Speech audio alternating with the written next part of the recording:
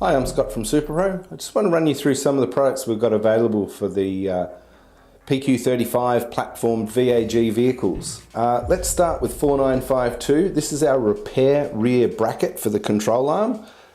Not bonded, pop-in bush, 95 Duro insert, designed to be a replacement part for the OE rubber bush.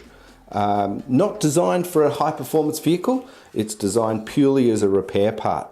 Let's move to the ALOY0001K and 90. It's offset to give extra caster and anti-lift. It's bonded to the bracket to give much more security. It comes with a stainless steel sleeve as opposed to a 95 Duro. Difference in price, obviously. This one is a lot more complex to make. This one's a lot easier to make. This one designed for the repair market. This one designed for the performance upgrade market.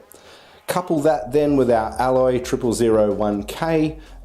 Same bracket on the back of the ALOY0001K as there is in the 3273-80 and 90.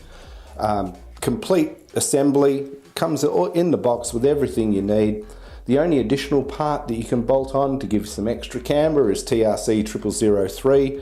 Pretty much we've got from repair to performance upgrade in 3 stages. Everything you could possibly want for your Volkswagen, Audi, Seat or Skoda.